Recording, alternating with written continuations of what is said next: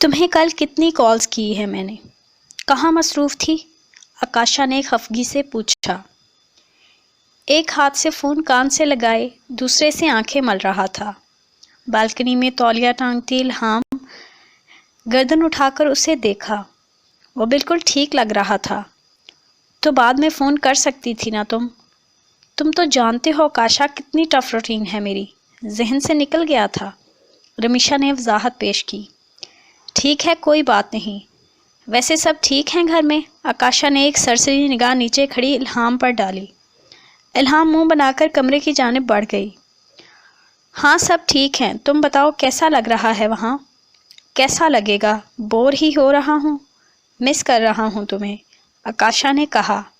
میں بھی، جب سے تم گئے ہو آئس کریم تک نصیب نہیں ہوئی، اور رات تو پیزا کا اتنا موڈ ہو رہا تھا لیکن تم تھے ہی نہیں، کیا کرتی؟ تو بس کیا آئس کریم اور پیزا کے لیے مجھے مس کرتی ہو بکڑ؟ آکاشا تنک کر بولا۔ دوسری طرف رمیشا کسیانی سی ہنس دی۔ ایسا بھی نہیں ہے، خیر میں بعد میں فون کرتی ہوں، یونی کا ٹائم ہو رہا ہے۔ رمیشا نے کہتے ہوئے فون بند کر دیا۔ ابھی وہ پلٹا ہی تھا جب کمرے میں مجیدہ داخل ہوتی دکھائی دی۔ کس ماں سے پینگے بڑھا رہا تھا ہیں؟ ممی رمیشا سے بات کر رہا تھا یار، مجھے پاگل نہ بنا چنگا، پتہ ہے بڑیاں گرل فرینڈاں بنائی پھردا ہے۔ وہ اس کے کندھے پر زوردار تھپڑ لگا کر بولی۔ ارے امی یہ کیا کر رہی ہیں؟ میں نے کبھی کچھ چھپایا ہے آپ سے یار؟ آکاشا احتجاجی انداز میں کہتا پلنگ پر جا بیٹھا۔ تو وہ بچی جھوٹ، بچی؟ کہہ دیں کہ اس الہام نے آپ سے یہ بکواس نہیں کی۔ آکاشا کی آنکھوں میں غصہ چھلکنے لگا۔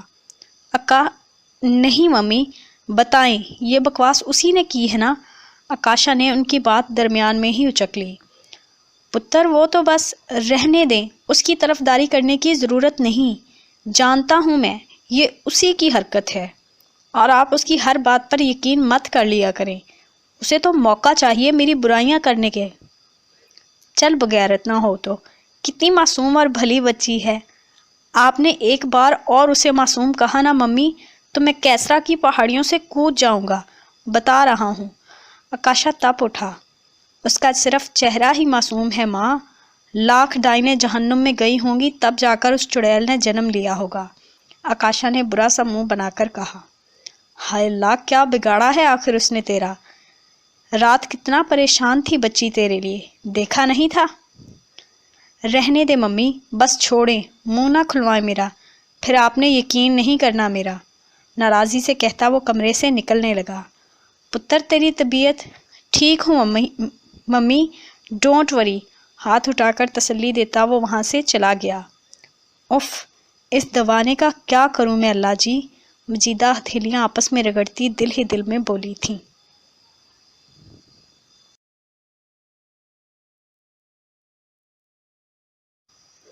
الہام ایک کرسی پر بیٹھی ایک گھوڑے کے پیر کو اپنی گود میں رکھے روئی سے زخم صاف کر رہی تھی۔ اس کے چہرے پر فکر کا جہاں آباد تھا۔ اسے کس نے باہر چھوڑا تھا؟ بی بی نور محمد کو منع کیا تھا کہ یہ عربی نہیں ہے، اسے یوں باہر نہیں لانا۔ درانی صاحب آئے تھے، کہہ رہے تھے انہیں جنگلی گھوڑے چاہیے، اس لیے دکھانے کے لیے باہر لائے۔ یہ بے قابو ہو کر سرپٹ دوڑنے لگا۔ جب آپ اچھی طرح جانتے ہیں کہ ایسے گھوڑے نئے لوگوں سے ڈر جاتے ہیں تو آپ کو احتیاط کرنی چاہیے تھی نا، الہام خفگی سے بولی اور گھوڑے کی پیٹھ سہلائی۔ اب دیکھیں نا اس کا گھٹنا کس قدر زخمی ہو گیا ہے۔ الہام گھوڑے کی نال پکڑ کر اسے استبل کی طرف لے کر آنے لگی۔ گھوڑا لنگڑاتے ہوئے چل رہا تھا۔ وہ گھوڑے کو اس کی جگہ پر لے جا کر چھوڑنے کے بعد واپس آئی تو اسے آکاشا آتا دکھائی دیا۔ اس نے فلیکا کی تلاش میں نگاہیں گھمائی۔ اسے وہ کچھ دور بھوسے کے ڈھیر سے چرتی ہوئی دکھائی دی۔ الہام نے سر پر بندھا اسکارف ٹھیک کیا اور دائیں جانب مڑ گئی۔ ابھی وہ کچھ دور ہی پہنچی تھی جب آکاشا کے بھاری قدموں کی گونج رفتہ رفتہ قریب آنے لگی۔ الہام گہری سانس لے کر پلٹی۔ آکاشا کے چہرے کے تاثرات سے صاف ظاہر تھا کہ وہ کتنا غصے میں ہے۔ تم نے ممی سے کیا کہا ہے؟ آکاشا نے قریب آتے ہی دھاڑ کر کہا۔ میں نے کیا کہنا ہے ان سے بھلا؟ الہام نے معصومیت سے کندھے اچکائے۔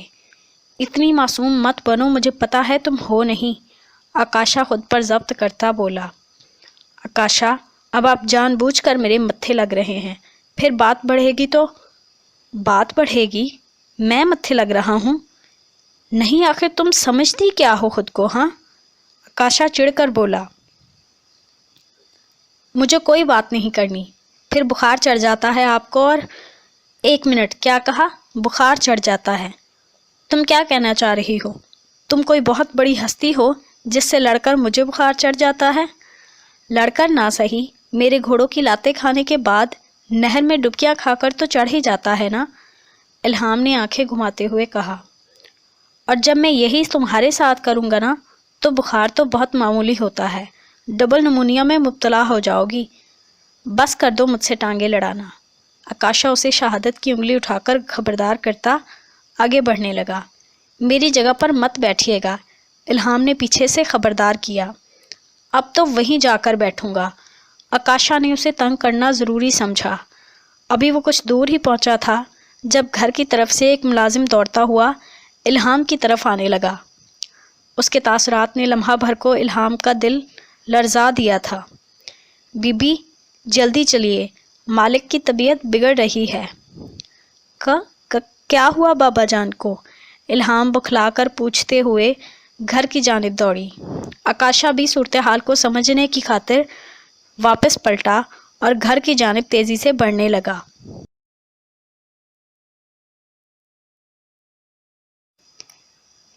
الہام پلنگ کی پائنتی پر گھٹنوں میں سر دیے بری طرح رو رہی تھی۔ مناف خان ہوش و حواس سے بیگانہ تھے۔ آکاشا ان کے پیروں کے تلوے سہلاتا انہیں ہوش میں لانے کی کوشش کر رہا تھا۔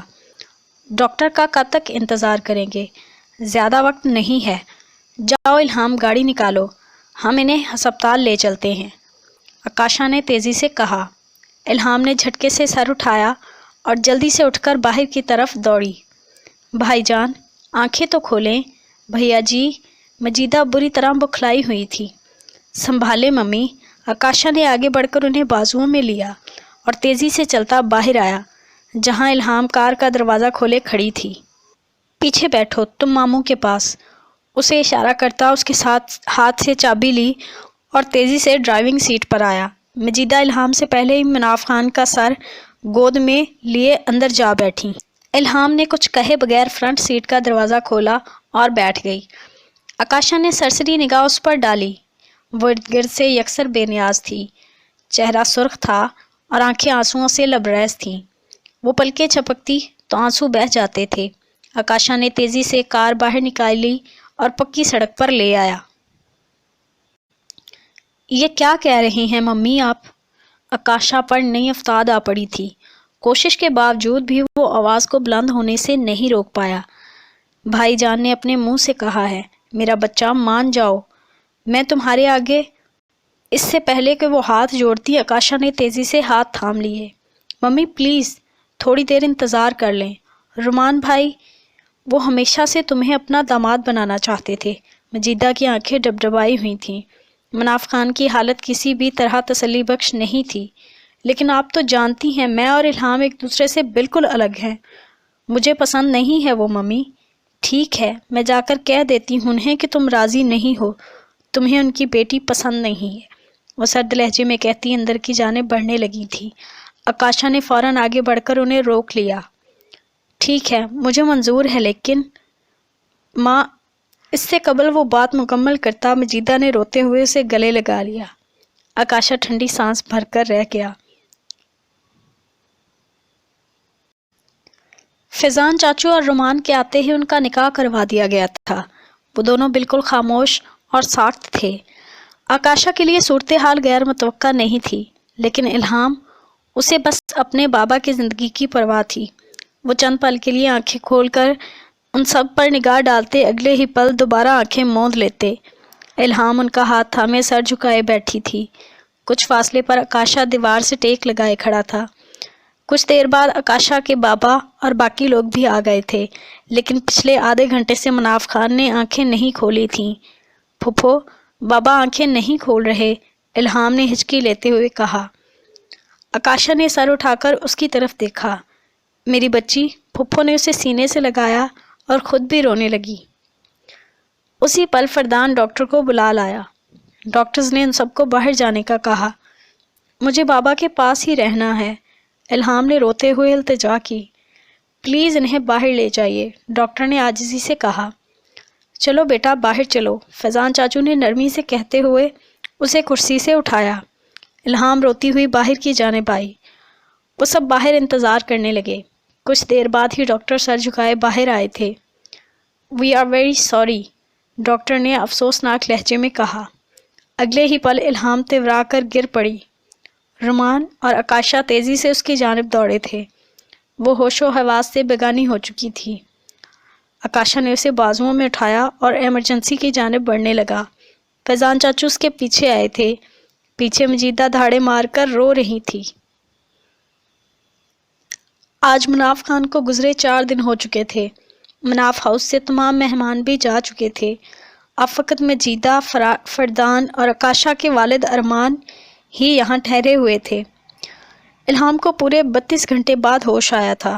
وہ باپ کے آخری دیدار سے بھی محروم رہی تھی اور اس بات نے اسے مزید رنجیدہ کر دیا تھا۔ وہ پچھلے 4 دنوں سے زبردستی کے چند لقموں پر زندہ تھی۔ کمرے سے باہر تک نہیں آئی تھی۔ پلنگ کی پشت سے ٹیک لگائے وہ ارد گرد سے یکسر بیگانہ تھی۔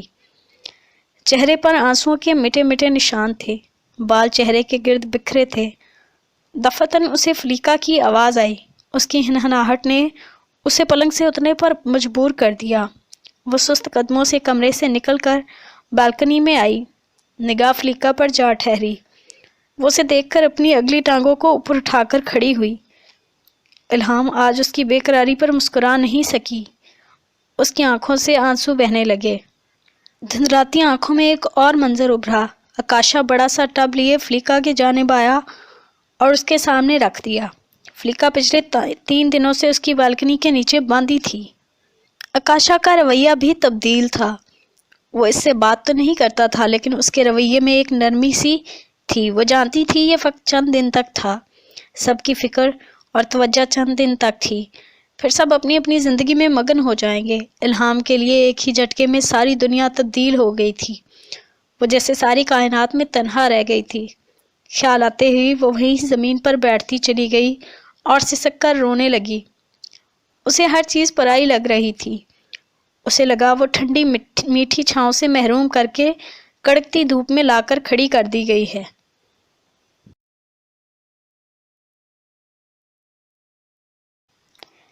جاؤ آکاشا، تم الہام کے ساتھ کھانا کھاؤ گے۔ مجیدہ نے میز پر بیٹھنے سے قبل ایک ٹرے اس کی طرف بڑھائی۔ آکاشا نے چونک کر ماں کی طرف دیکھا۔ ممی، آکاشا نے الجھن آمیز لہجے میں کہا۔ بیٹا تم مت بھولو کہ اب وہ تمہاری ذمہ داری ہے اور تمہیں سب سے زیادہ اس کا خیال رکھنا ہے۔ وہ 4 دن سے کمرے سے نہیں نکلی، تم ایک بار بھی اس کے پاس گئے ہو؟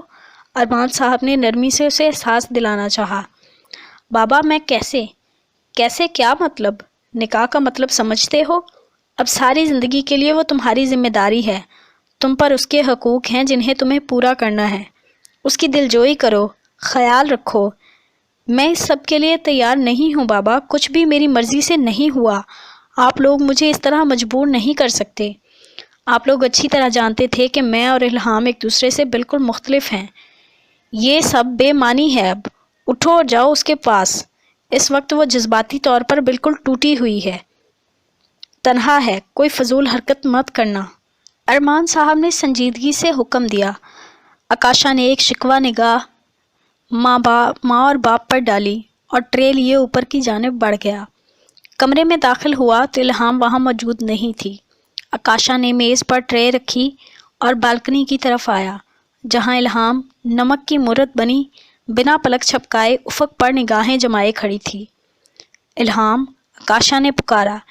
الہام نے چونک کر نگاہیں گھما کر اسے دیکھا۔ آنکھوں میں سوالیہ تاثر ابھر کر معدوم ہوا۔ آ جاؤ کھانا کھا لو، آکاشا نے اس کی خالی نگاہوں میں دیکھتے ہوئے رسانیت سے کہا۔ الہام نے نگاہیں پھیر لیں۔ بھوک نہیں ہے۔ اس کا لہجہ بھی آنکھوں کی طرح خالی پن اور ویرانی لیے ہوئے تھا۔ تھوڑا سا کھا لو، تم نے شاید صبح ناشتہ بھی نہیں کیا تھا، اس نے اصرار کیا۔ میرا دل نہیں چاہ رہا، پلیز آپ چلے جائیں یہاں سے، مجھے اکیلا چھوڑ دیں، الہام نے ملتجی انداز میں کہا اور نگاہیں آسمان پر جما دیں۔ آکاشا نے گہری سانس بھر کر اس کی پشت کو گھورا، پھر کندھے اچکا دیے۔ اتنے نخرے مت کرو، تمہیں کیا لگتا ہے میں تمہارے نخرے اٹھاؤں گا کیا؟ آکاشا نے اسے تیش دلانے کی شعوری کوشش کی۔ تو میں نے کہا ہے آپ سے میرے نخرے اٹھائیں، الہام پلٹ کر سنجیدگی سے بولی۔ تمہارے انداز سے تو یہی لگ رہا ہے، آکاشا نے کہا اور بالکنی سے نکل کر کمرے میں آیا، ٹرے اٹھائی اور واپس وہیں آیا۔ میز پر ٹرے رکھی اور الہام کو کندھے سے پکڑ کر جھولے پر بٹھایا۔ الہام اس کے انداز پر ہکا بکا رہ گئی اور جھٹکے سے کندھے چھڑائے۔ چپ چاپ بیٹھی رہو، ہلنا بھی مت، آکاشا نے تپ کر اسے گھورا۔ الہام کی آنکھیں ڈبڈبانے لگیں۔ آکاشا نے لقمہ بنا کر اس کی طرف بڑھایا۔ منہ کھولو جلدی، آکاشا نے اس کی بات کاٹ کر تیزی سے کہا۔ الہام نے منہ کھولا۔ آکاشا نے لقمہ اس کے منہ کی طرف بڑھایا۔ الہام کی آنکھ سے ایک آنسو بہہ کر اس کے ہاتھ پر گرا۔ آکاشا نے قریب رکھے رومال سے اس کے آنسو صاف کیے۔ رونا بند کرو الہام، اب کہ اس کا لہجہ نرم ہوا تھا۔ کچھ بھی ہمیشہ نہیں رہے گا، نہ تم نہ میں، کچھ بھی نہیں، سب فانی ہے اور چلے جانے والا ہے، بس فرق اتنا ہے کچھ ہم سے پہلے چلے جاتے ہیں۔ مشکل ہوتا ہے کسی جان سے پیارے کا جان سے چلے جانے پر خود کو سنبھال کر زندگی سے دل لگانا، لیکن یہی زندگی ہے، اسے قبول کرو۔ خود پر زندگی تنگ کر کے نہ صرف تم خود کو بلکہ اللہ اور مامو جان کی روح کو بھی تکلیف پہنچا رہی ہو۔ آکاشا نے بات مکمل کرتے ہی دوسرا لقمہ بنا کر اس کی طرف بڑھایا۔ الہام نے خاموشی سے منہ کھول لیا۔ چلو اب جلدی جلدی کھانا شروع کرو، ہاتھ باندھ کر بیٹھ کیا گئی ہو؟ مجھے خود بھی کھانا ہے، مجھے بھی بھوک لگی ہے، آکاشا نے تیسرا لقمہ اس کی طرف بڑھاتے ہوئے کہا۔ اس کے لہجے میں طنز یا مذاق کچھ نہیں تھا، عام سا لہجہ تھا۔ پھر بھی الہام نے چڑھ کر اس کی طرف دیکھا۔ وہ لاپرواہ سا اس کے برابر میں بیٹھا کھانا کھا رہا تھا۔ الہام نے بھی سست روی سے کھانا شروع کیا۔ وہ دونوں نے آنے والے کل سے یکسر انجان تھے۔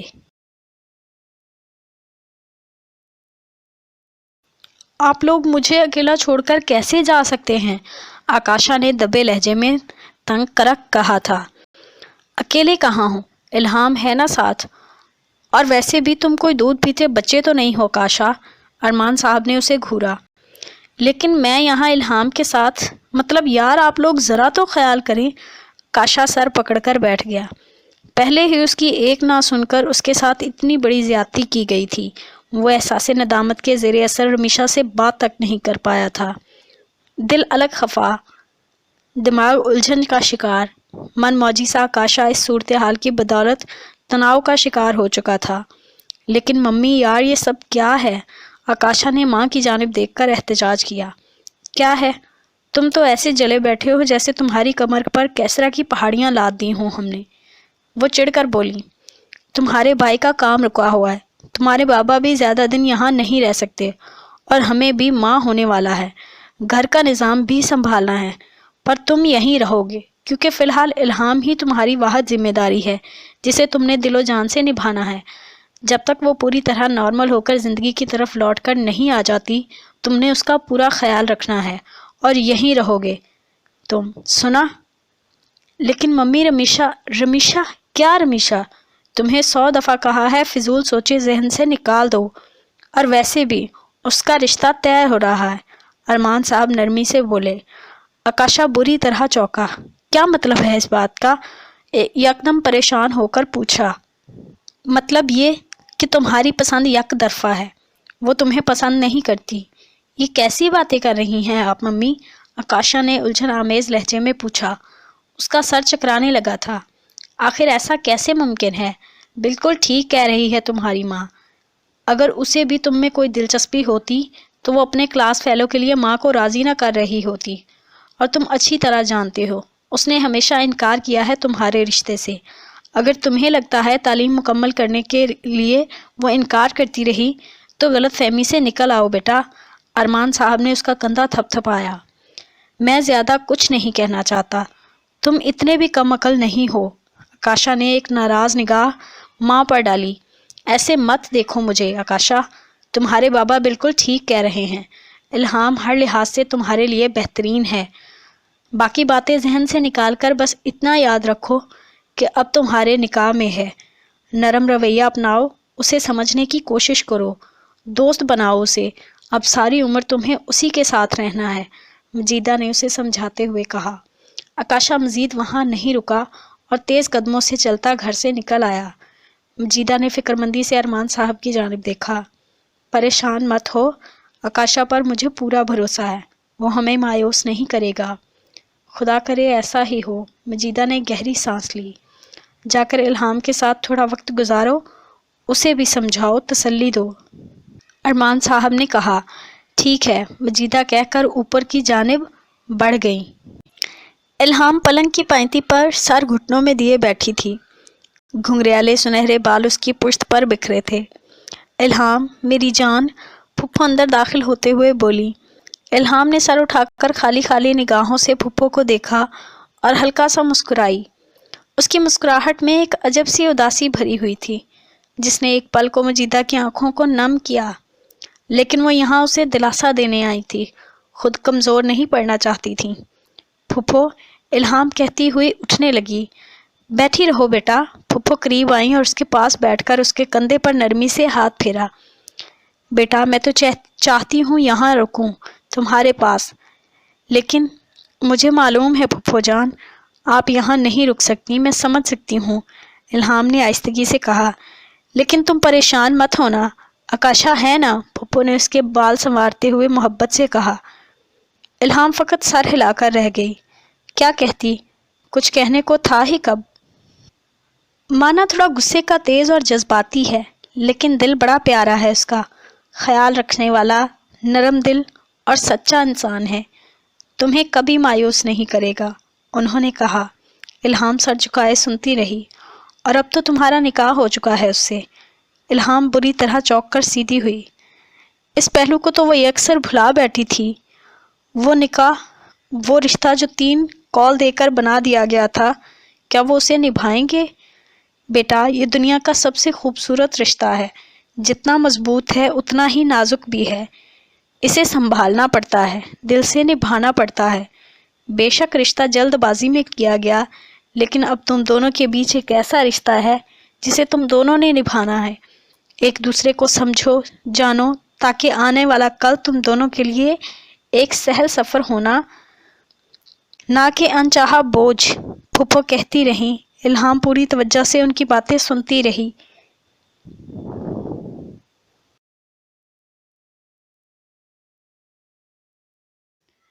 रात का पहला पहर था।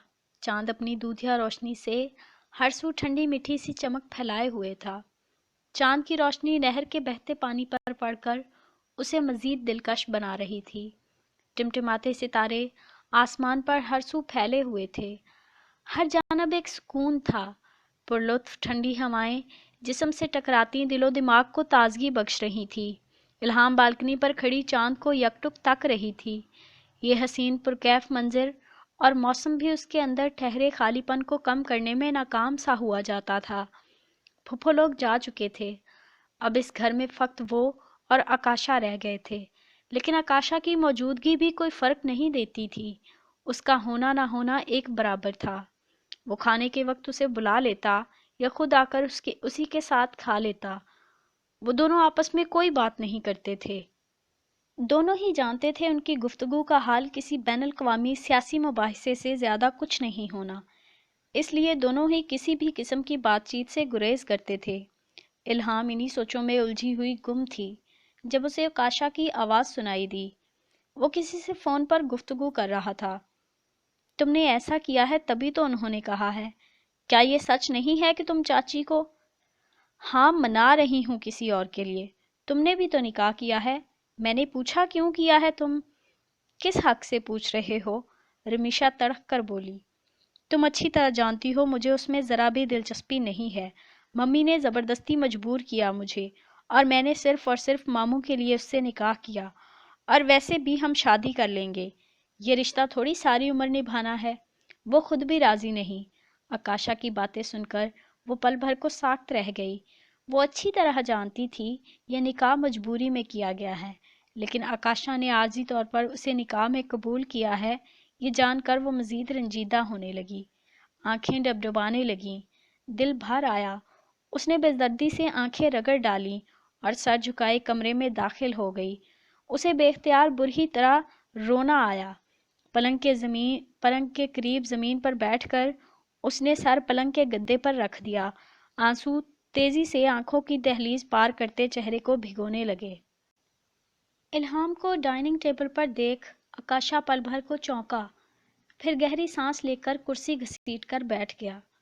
گڈ مارننگ، آکاشا نے پلیٹ سیدھی کرتے ہوئے کہا۔ گڈ مارننگ، الہام نے آہستگی سے جواب دیا۔ کیا تم آج باہر جانے والی ہو؟ باہر؟ الہام نے سوالیہ انداز میں اس کی جانب دیکھا۔ میرا مطلب ہے کام کرنے جو تم کرتی ہو، آکاشا نے کہا۔ جی، الہام نے تندور سے بنے موٹے کلچا نان کے ٹکڑے پر مکھن لگاتے ہوئے مختصر جواب دیا۔ بہت اچھی بات ہے۔ اچھا لگا دیکھ کر کہ تم زندگی کی طرف لوٹنے کا ارادہ کر چکی ہو، آکاشا ہلکا سا مسکرایا۔ الہام جواب دیے بغیر ناشتہ کرنے لگی۔ اس کے ذہن میں کل رات کی گفتگو گونجنے لگی۔ اس نے گردن اٹھا کر آکاشا کو دیکھا جو خاموشی سے ناشتہ کر رہا تھا۔ الہام نے ٹھنڈی سانس بھر کر گردن جھکا دی۔ اسے بھوک محسوس نہیں ہو رہی تھی، لیکن پھر بھی وہ زبردستی لقمے منہ میں ڈال رہی تھی، کیونکہ وہ جانتی تھی اس کی صحت کا معتدل رہنا ضروری تھا۔ اسے کام کرنا تھا۔ وہ بابا جان کے کام کو یوں بے آسرا نہیں چھوڑ سکتی تھی۔ اسے یہ ہر صورت کرنا تھا۔ اس کے گھر سے نکلتے ہی فلیکا ہنہنا کر اچھلنے لگی۔ الہام اس کے انداز پر مسکرائی اور دھیمی چال چلتی اس کی طرف بڑھی۔ قریب پہنچ کر اس کی گردن سہلائی اور جھک کر اس کی رسی کھول کر اسے آزاد کیا۔ فلیکا نے اپنا سر اس کے کندھے پر رکھ دیا۔ مجھے بہت یاد کیا تم نے؟ اس کے جواب میں فلیکا زوردار انداز میں ہنہنائی۔ میں نے بھی تمہیں بہت یاد کیا فلی، الہام کہتے ہوئے باہر کی جانب بڑھی۔ فلیکا بھی اس کے پیچھے چل دی تھی۔ وہ دونوں ساتھ چلتے ہوئے استبل کے قریب آئے۔ خوش آمدید بیبی، نور محمد نے مسکرا کر کہا۔ شکریہ نور کاکا، کیسے ہیں آپ؟ اور کام کیسا چل رہا ہے؟ الہام نے سوال کیا۔ معمول کے مطابق سارے کام چل رہے ہیں۔ کل 4 گھوڑے منصور صاحب لے گئے تھے، جس کی بات تو آپ کے سامنے ہو چکی تھی 1 تاریخ کو۔ جی، وہ لے گئے گھوڑے؟ الہام نے کہا۔ جی بیبی، آکاشا صاحب نے بات چیت کی تھی ان سے، رقم بھی ان کو ہی ادا کر دی گئی تھی۔ آکاشا کو؟ الہام چونکی۔ جی بیبی، وہی سارا کام دیکھتے تھے آپ کی غیر موجودگی میں۔ کیسا کام؟ ڈلیوری اور سودے جو ہوتے رہے انہی کی نگرانی میں ہوئے ہیں، نور محمد بولے۔ جی ٹھیک ہے، میں ان سے پوچھ لوں گی، الہام نے کہا۔ وہ اس بات سے لا علم تھی، اسے لگا کام ملازم اپنی مرضی سے کر رہے ہیں۔ فلیکا بھوسے کے ڈھیر میں چر رہی تھی۔ اسے آگے بڑھتا دیکھ کر وہ بوسہ چھوڑ کر اس کے پیچھے چلنے لگی۔ الہام باڑے کی طرف آئی۔ سارے کام معمول کے مطابق ہو رہے تھے۔ الہام سب پر ایک طائرانہ نگاہ ڈالتی آگے بڑھتی گئی۔ ابھی وہ کچھ دور ہی پہنچی تھی جب اسے آکاشا کی گسیلی آواز سنائی دی۔ وہ کسی پر چلا رہا تھا۔ الہام چونک کر پلٹی۔ آکاشا باڑے کے قریب کھڑا کسی لڑکے پر غصہ ہو رہا تھا۔ الہام تیزی سے پلٹی۔ کیا ہوا؟ کیوں چلا رہے ہیں اس پر ایسے؟ الہام کا لہجہ تیز تھا۔ آکاشا نے چونک کر اس کی طرف دیکھا۔ اور یہ کیا جاہلانہ حرکت کی ہے؟ ہاتھ کیوں اٹھایا آپ نے اس پر؟ کوئی ایسے مارتا ہے کسی کو؟ الہام نے درشتی سے کہتے ہوئے قریب کھڑے لڑکے کو دیکھا جس کے ہونٹ سے خون نکل رہا تھا۔ آکاشا ایک سرد نگاہ اس پر ڈال کر آگے بڑھ گیا۔ الہام نے الجھ کر اسے جاتے ہوئے دیکھا، پھر لڑکے کی طرف متوجہ ہوئی۔ کیوں مارا انہوں نے تمہیں؟ بی بی، صاحب نے نہیں مارا، وہ شرمندگی سے بولا۔ الہام ساکت ہوئی اور جھٹکے سے پلٹ کر آکاشا کو دیکھا جو نہر کی طرف جا رہا تھا۔ پھر کس نے؟ بھینس نے لات مار دی ہے اسے میڈم۔ پھر اس نے بھینس کو مارا تو صاحب غصہ ہو گئے، کہہ رہے تھے بے زبان جانور ہے، آئندہ کسی جانور کے ساتھ ایسا سلوک کیا تو دونوں ہاتھ توڑ دوں گا، ایسا بولے صاحب۔ میڈم بہت سخت ہیں صاحب، ہر کسی پر سختی سے روب جماتے ہیں، اچھا ہوا آپ آ گئی ہیں۔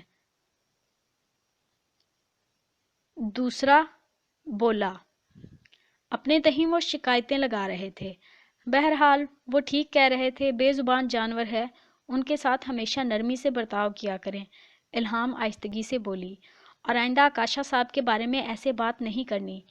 अब वो भी आप लोगों के लिए एक सरबराह की हैसियत रखते हैं, समझ गए आप लोग। इल्हाम को उनका अंदाज बुरा लगा था। वो खुद भी अपने आप में शर्मिंदा सी हो रही थी। जी मैडम। इल्हाम आगे बढ़ गई। नहर के करीब पहुंचकर वो रुक गई। आकाशा रुख मोड़े पत्थर पर घुटनों के गिर्द बाजू लपेटे बैठा था। मुझे आप बता सकते थे कि तुम मुझसे पूछ सकती थी क्या आया आपने इस पर हाथ उठाया या नहीं, लेकिन तुम क्यों पूछोगी? तुम्हारे लिए तो मैं दुनिया का सबसे बुरा और जालिम इंसान हूँ। आकाशा पलटे बगैर बोला। लेकिन आप हमेशा ही मुलाजमों के साथ सख्त। Excuse me.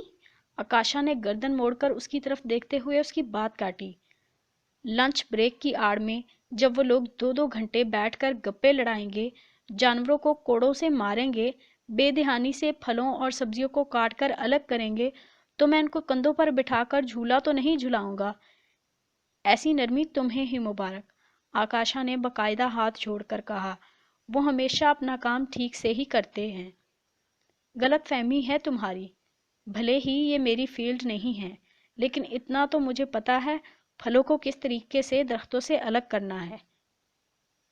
तुम्हारे मुलाजिम आपस में बातें करते हुए बगैर देखे फलों को नोच रहे होते हैं। बहरहाल तुम जानो और तुम्हारे मुलाजिम। गुजरे दिनों में जो डीलिंग हुई है वो सारी रकम मैंने मेन लॉकर में रख दी है, रसीदें भी साथ हैं, और आइंदा मुलाजमों के सामने मुझसे इस टोन में बात मत करना। अगर तुम्हारी इज्जत का ख्याल ना होता तो मैं भी तुम्हें वही मुलाजमों के सामने बेइज्जत कर देता। आकाशा ने सर्द मोहरी से बात मुकम्मल की और वहां से जाने लगा। इल्हाम खामोशी से उसे जाते हुए देखने लगी। उनके बीच की तल्ख दीवार शायद कभी नहीं गिरने वाली थी। इल्हाम गहरी सांस लेकर खुद भी वहां से चल दी।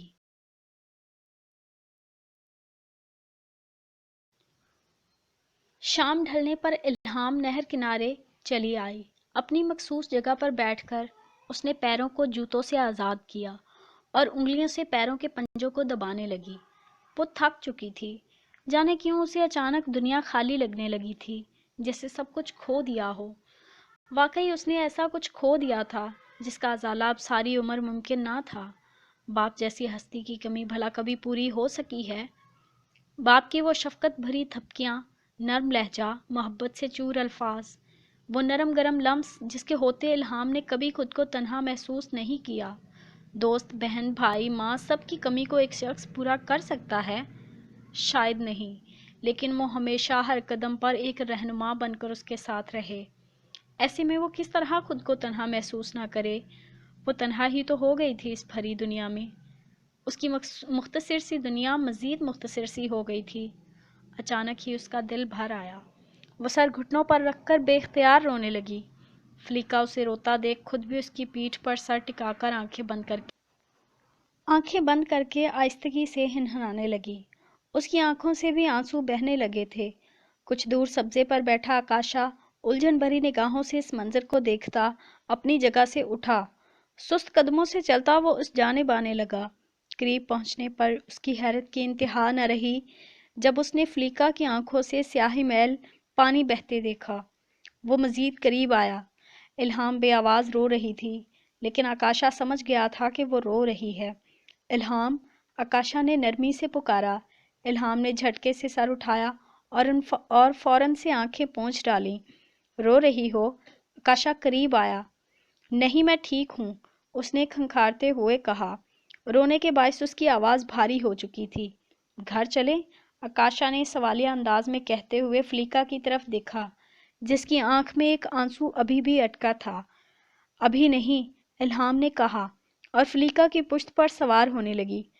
तुम कहाँ जा रही हो? आकाशा ने उसे घोड़े पर सवार होते देखकर पूछा। कब्रिस्तान। अभी उम्र ही क्या? मेरा मतलब तुम वहां क्यों जा रही हो? आकाशा उसके तुंद होते तासुरात पर संजीदा होते हुए पूछा। आपको कोई काम है या कोई मसला? हाँ, जंगल, आकाशा ने सुलग कर कहा। जंगल? इल्हाम उलझी। मेरा मतलब قبرستان سے پہلے ایک جنگل آتا ہے، شام ہو چکی ہے، تمہیں وہاں نہیں جانا چاہیے، آکاشا نے کہا۔ آپ کو میری فکر کرنے کی ضرورت نہیں، میں تمہاری فکر تو نہیں کر رہا، میں تو بس ان معصوم جانوروں کے لیے پریشان ہوں، آکاشا نے مسکراہٹ دباتے ہوئے کہا۔ کیا مطلب ہے اس بات کا؟ الہام تڑک کر پوچھنے لگی۔ اب کیا گارنٹی ہے کہ سارے جانور چڑیلوں سے نہیں ڈرتے ہوں گے؟ آپ سے بحث کرنا ہی بیکار ہے، الہام سلگ کر بولی اور فلیکا کی گردن سہلائی۔ یہ چلنے کا اشارہ تھا۔ رکو، میں بھی چل رہا ہوں، آکاشا نے فوراً کہا۔ ناپسندیدگی اپنی جگہ، لیکن اس کی تربیت اور اخلاق کا تقاضا تھا، وہ اسے اس قدر گھنے جنگل میں داخل نہیں ہونے دے سکتا تھا۔ وہاں کچھ بھی ہو سکتا تھا۔ آپ کو کوئی کام نہیں ہے؟ نہیں، کوئی کام نہیں ہے مجھے، پیدا ہی فضول کام کرنے کے لیے ہوا ہوں۔ میں نے آج تک ایسا کوئی معقول کارنامہ انجام نہیں دیا جس کا مجھے فائدہ ہوا ہو، آکاشا ساتھ ساتھ چلتا ہوا بولا۔ اس کی بات پر الہام کی ہنسی چھوٹ گئی، لیکن اگلے لمحے اس نے سنجیدہ چہرہ بناتے ہوئے سامنے کی جانب دیکھا۔ وہ لوگ نہر کے اوپر بنی چھوٹے سے لکڑی سے بنے مضبوط پل پر چڑھے۔ اس نہر کو پار کرنے کا کوئی اور راستہ ہے؟ آکاشا نے پوچھا۔ جی، وہ پہاڑی، الہام نے بائیں جانب اشارہ کیا۔ راستہ کافی لمبا ہے، میں تو فلی کے ساتھ ہوں، فوراً پہنچ جاؤں گی، لیکن آپ پیدل اتنا کیسے چلیں گے؟ آپ کی وجہ سے مجھے بھی دیر ہو رہی ہے۔ الہام کو اس کا پیدل چلنا برا لگ رہا تھا یا ساتھ چلنا وہ سمجھ نہیں پا رہی تھی۔ تو تم کیا چاہتی ہو، میں واپس چلا جاؤں یا ساتھ گھوڑے پر بٹھانا ہے؟ نہیں، فلی پر صرف میں ہی بیٹھ سکتی ہوں، آپ واپس چلے جائیں، الہام نے صاف لہجے میں کہا۔ بد لحاظی کا کوئی مقابلہ ہوتا تو تم اول آتی، آکاشا نے لاپرواہی سے کہا۔ وہ دونوں جنگل میں داخل ہو چکے تھے۔ الہام نے سلگ کر اس کی طرف دیکھا۔ جی، میں بہت بد لحاظ ہوں، اور آپ جیسے نکھٹوؤں کو جنگل میں اکیلا چھوڑ کر فرار بھی ہو سکتی ہوں۔ مت بھولیں کہ آپ کو اس جنگل سے نکلنے کا راستہ نہیں پتا، الہام نے درشتی سے کہا۔ خوش فہمیاں اچھی ہوتی ہیں، لیکن کبھی کبھار، آکاشا نے مسکرا کر کہا۔ اس نے بتایا نہیں کہ وہ اس جنگل سے نکلنے کا راستہ جانتا ہے۔ مناف خان کے جنازے کے بعد وہ ملازم کے ساتھ کئی دفعہ ان کی قبر پر پھول چڑھانے جا چکا تھا۔ سوچیں، اگر ابھی آپ کو یہاں چھوڑ جاؤں تو کیا بنے گا آپ کا؟ کیا بنے گا؟ یوں تو جب تم مجھے اس جنگل میں چھوڑ کر چلی جاؤ گی تو ہی جان سکو گی۔ اب میں کوئی مستقبل کا پیش گو تھوڑی ہوں کہ بتا سکوں کہ مجھے جنگل میں سانپ کاٹے گا یا میں کسی بھیڑیے کا شکار بنوں گا۔ آکاشا نے کندھے اچکائے۔ اس جنگل میں بھیڑیے نہیں ہوتے، الہام نے اس کی لا علمی پر چوٹ کرتے ہوئے کہا۔ اوہ اچھا، پھر کیا ہوتا ہے؟ آکاشا جو پہلے ہی اس جنگل کے بارے میں کافی معلومات رکھتا تھا، انجان بن کر پوچھنے لگا۔ خرگوش، لومڑیاں، گلہریاں، سانپ، گو دیکھا ہے کبھی؟ الہام نے سوال کیا۔ گو بھی ہوتا ہے؟ وہ جو 6-7 فٹ مگرمچھ جتنی زمینی چھپکلی ہوتی ہے، آکاشا بظاہر خوفزدہ سا بولا۔ جی بالکل، اور وہ زندہ انسان بھی نگل لیتی ہے، الہام نے مزید ڈرانا چاہا۔ اوہ، پھر تو مجھے اس جنگل میں اکیلا مت چھوڑنا الہام، پلیز۔ آکاشا جو جانتا تھا کہ گو انسانوں کو کبھی نقصان نہیں پہنچاتا بلکہ صرف مرغیاں اور خرگوش نگلتا ہے، سہم کر بولا۔ الہام دل ہی دل میں لطف اندوز ہوتی، اپنے تئیں اسے ڈرا رہی تھی۔ آکاشا بھی مسکراہٹ دبائے اس کی معصومیت بھری چلاکی سے لطف اندوز ہو رہا تھا۔ ویسے نہر کنارے فلیکا کی آنکھوں میں آنسو تھے؟ ہاں، الہام نے جواب دیا۔ واقعی؟ آکاشا کو یقین نہ آیا۔ جی بالکل، آپ کو یہ بھی نہیں پتا کہ گھوڑا جانوروں میں سب سے حساس جانور ہے، یہ احساسات سمجھتا ہے اور کھلے دل سے ان کا اظہار کرتا ہے، صرف روتا ہی نہیں، یہ ہنستا بھی ہے۔ گھوڑا انسان کا سب سے بہترین دوست ہوتا ہے، یہ اپنے مالک کے لیے دل میں گہری محبت رکھتا ہے۔ اس کی غیر موجودگی میں جتنی بے تابی سے اس کا انتظار ایک گھوڑا کرتا ہے اور کوئی جانور نہیں کرتا۔ بابا نے مجھے گھوڑے کے معنی کچھ اس طرح بتائے تھے۔ H for happiness, O obsession, R reliable, S sassy, E elegant۔ وہ اداسی سے مسکرائی تھی۔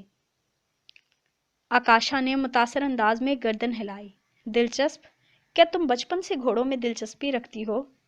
جس دن میں پیدا ہوئی تھی اسی دن بابا کے ایک گھوڑے نے بھی ایک بچے کو جنم دیا تھا۔ سلطان جس کا آپ نے کھر توڑ ڈالا تھا، الہام بولی۔ میں جان بوجھ کر کبھی کسی کو تکلیف نہیں پہنچاتا، میں اسے صرف شہد کی مکھیوں سے بچانے کی کوشش کر رہا تھا، لیکن وہ بے قابو ہو گیا اور اس نے خود کو نہر کنارے بڑے بڑے پتھروں میں پھنسا دیا۔ آکاشا نے کہا،